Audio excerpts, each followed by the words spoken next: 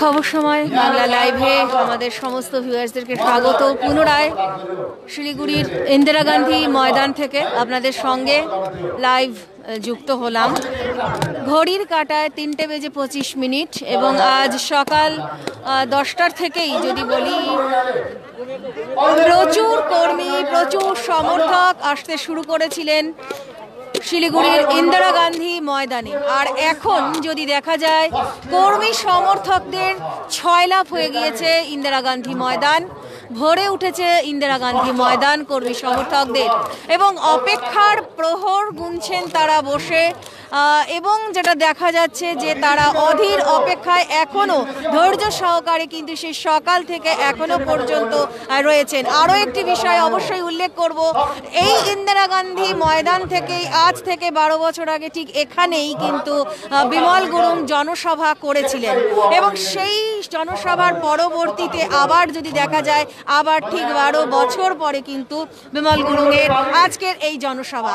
কিছুক্ষণ আগেই একটি হোয়াটসঅ্যাপ অডিও বার্তার মাধ্যমে তিনি সকলের উদ্দেশ্যে একটি বার্তা দিয়েছেন যে আর 30 মিনিটের অপেক্ষা করতে হবে। এখানকার যারা এসেছেন কর্মী সমর্থকেরা পাহাড় থেকে এসেছেন তাদের আর অপেক্ষা 30 মিনিটের।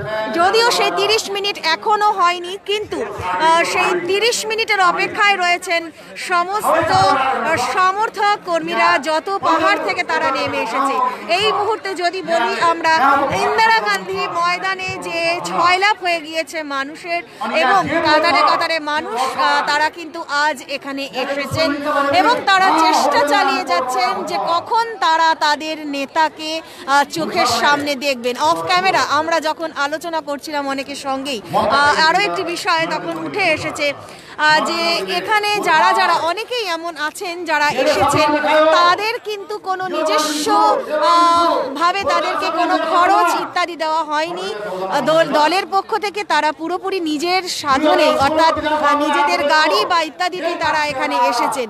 যদি দেখা যায় আমরা যতটা পারছি ক্যামেরা আপনাদেরকে একটু জুম করে আমরা দেখানোর চেষ্টা করছি।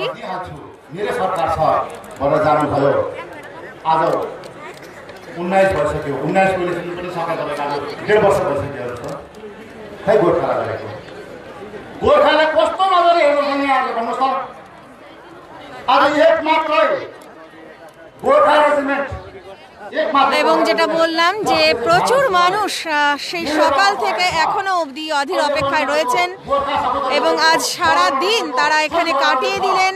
বিমল গুরুং কখন মঞ্চে আসবেন এবং তারা তাকে দেখবেন, চাক্ষুষ দেখবেন এবং তিনি তাদের উদ্দেশ্যে সকলের উদ্দেশ্যে তিনি কি বলবেন এটাই কিন্তু প্রত্যেকের একটাই ভাবনা রয়েছে এবং প্রত্যেকে সেই অপেক্ষায় কিন্তু রয়েছে। আবারও বলছি যে প্রায় 3.5 বছর পর আত্মগোপন করে থাকার পর এই মুহূর্তে তৃণমূল সরকারের সঙ্গে বা তৃণমূল কংগ্রেসের সঙ্গে একটা